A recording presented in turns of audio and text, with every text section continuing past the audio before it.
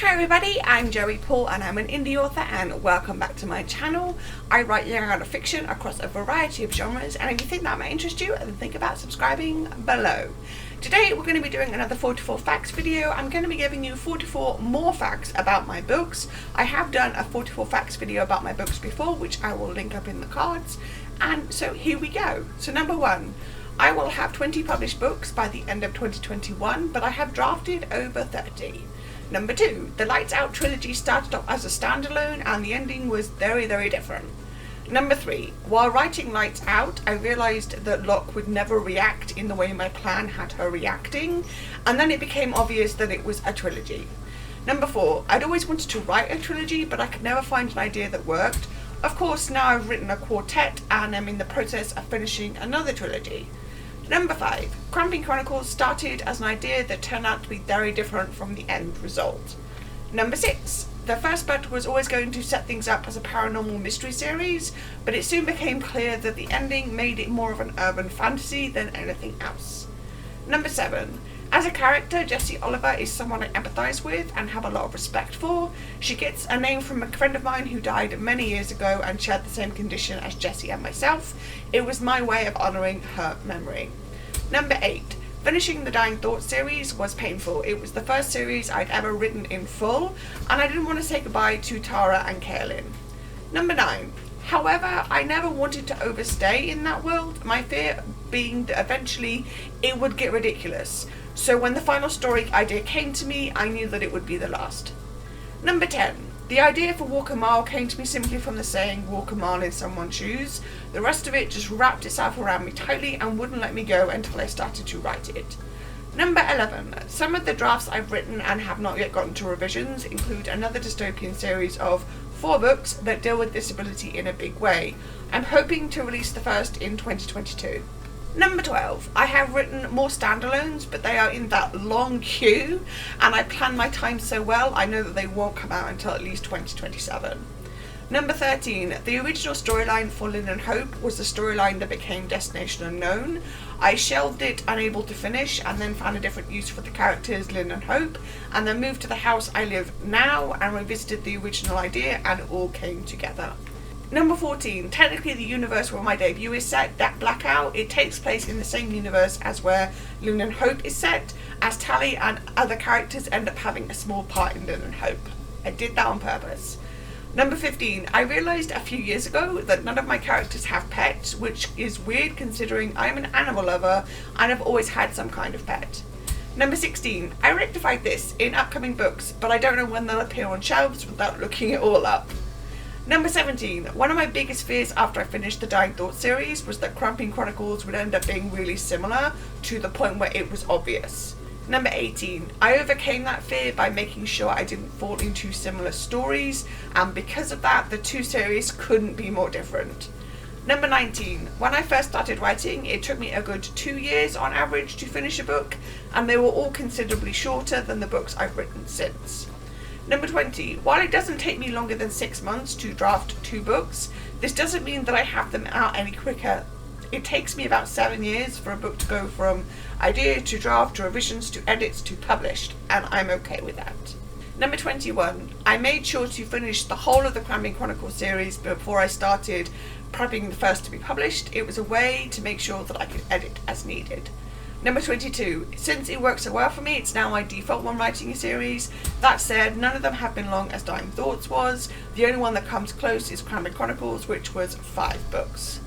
Number 23. I am good at picking titles, and usually when I find one I like, I stick with it. Number 24.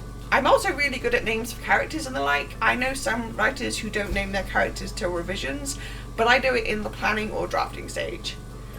Number 25. The first fact that I have drafted over 30 books doesn't include the drafts that I know will never be published because no amount of revision could fix them and I don't like the stories anymore.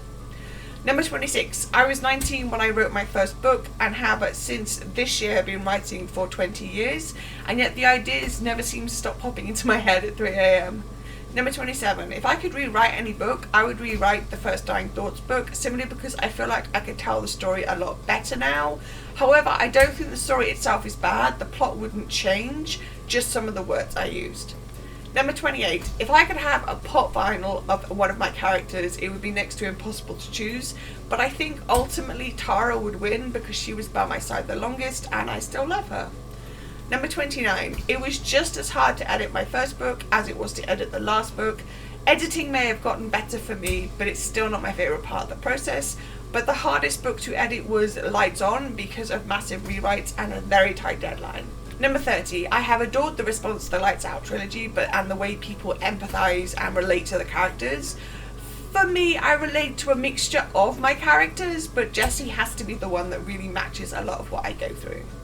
Number 31. Dying Thought's first touch was almost unfinished. I got blocked. I left it for months and had been up until that point sending a few chapters every time I finished to a friend of mine in the US.